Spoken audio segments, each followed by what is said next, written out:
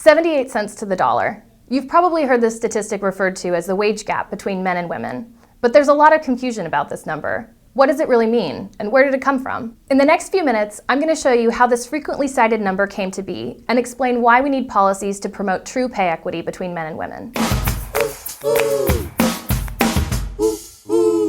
The 78-cent number comes when we compare the average annual wages of full-time working women to the average annual wages of full-time working men. Across all industries, women make about 22% less than all men.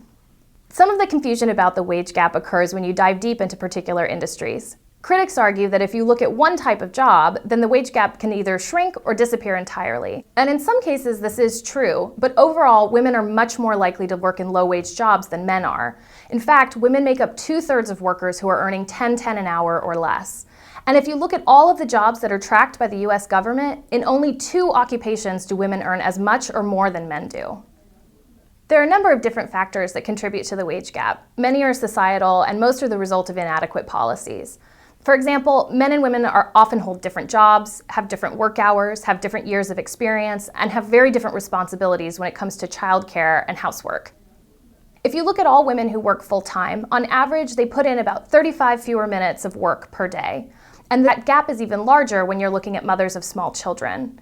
But to put that in context, the United States is also the only advanced economy that doesn't guarantee the right to paid maternity leave, and childcare is often more expensive than families can afford.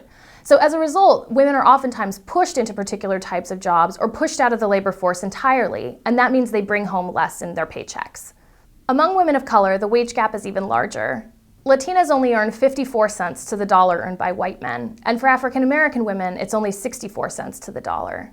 And in 4 out of 10 Latino households with children, women are the primary breadwinners. The same is true in more than half of African American families.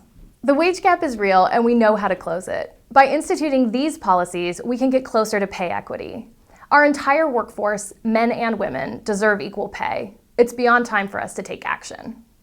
You can learn more about how to close the wage gap at americanprogress.org.